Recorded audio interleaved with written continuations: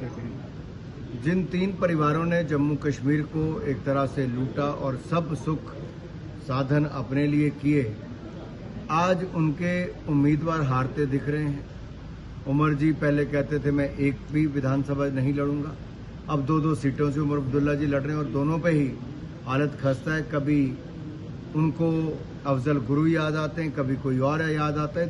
ये साफ दिखता है कि आखिरकार नेशनल कॉन्फ्रेंस और कांग्रेस ये उस दिशा में जा रही जहां पर पथरावबाजी करने वाले, नशे बेचने वाले, अलगाववादी और आतंकवादी सोच वाले लोगों को जेलों से छोड़ने की ये बात कर रहे हैं कि हम पीएससी हटा देंगे और इन सबको जेलों से बाहर निकाल देंगे।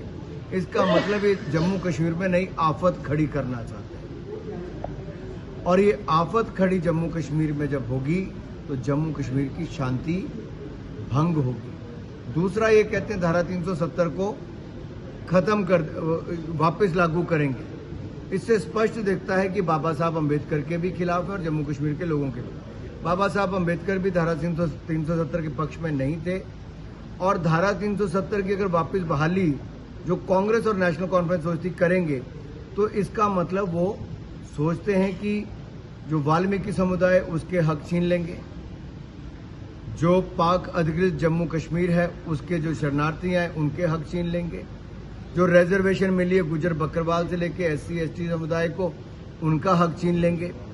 राहुल गांधी जी ने तो विदेश में जाकर भी कह दिया कि वो रिजर्वेशन के विरोध में है। राहुल गांधी जी एक और रिजर्वेशन खत्म करना चाहते हैं। दूसरा, इनकी पार्टी और परिवार ने लोकतंत्र की हत्या इमरजेंसी लगाकर की थी और संविधान में कई संशोधन पंडित नेहरू जी से लेकर इंदिरा गांधी जी और राजीव गांधी जी तक किए। ये स्पष्ट दिखता है कि ये लोग संविधान निर्माता बाबा साहब अंबेडकर के भी खिलाफ थे, ये रिजर्वेशन के भी खिलाफ हैं और अब जम्मू कश्मीर के लोगों का रिजर्वेशन का हक भी छीनना चाहते हैं। सर, निराश क्या कहेंगे? जिन 3 परिवारों ने जम्मू कश्मीर को एक तरह से लूटा और सब सुख साधन अपने लिए किए, आज उनके उम्मीदवार हारते दिख रहे हैं।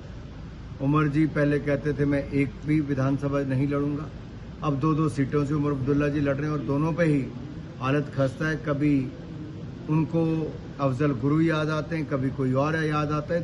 ये साफ दिखता है कि आखिरकार नेशनल कॉन्फ्रेंस और कांग्रेस ये उस दिशा में जा रही जहां पर पथरावबाजी करने वाले, नशे बेचने वाले, अलगाववादी और आतंकवादी सोच वाले लोगों को जेलों से छोड़ने की ये बात कर रहे हैं कि हम पीएससी हटा देंगे और इन सबको जेलों से बाहर निकाल देंगे।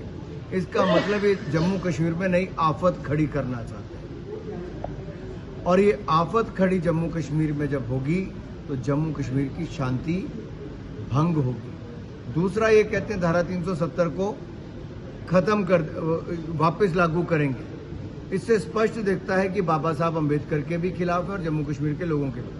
बाबा साहब अंबेडकर भी धारा 370 के पक्ष में नहीं थे और धारा 370 की अगर वापस बहाली जो कांग्रेस और नेशनल कॉन्फ्रेंस सोचती करेंगे तो इसका मतलब वो सोचते हैं कि जो वाल्मीकि समुदाय उसके हक छीन लेंगे, जो पाक अधिकृत जम्मू कश्मीर है उसके जो शरणार्थी हैं उनके हक छीन लेंगे, जो रिजर्वेशन मिली है गुजर बकरवाल से लेकर SC/ST समुदाय को उनका हक छीन लेंगे।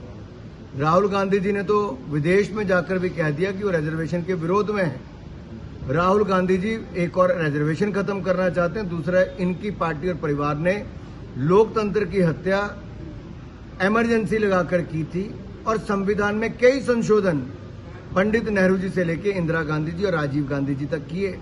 ये स्पष्ट दिखता है कि ये लोग संविधान निर्माता बाबा साहब अंबेडकर के भी खिलाफ थे, ये रिजर्वेशन के भी खिलाफ हैं और अब जम्मू कश्मीर के लोगों का रिजर्वेशन का हक भी छीनना चाहते हैं। सर, निराश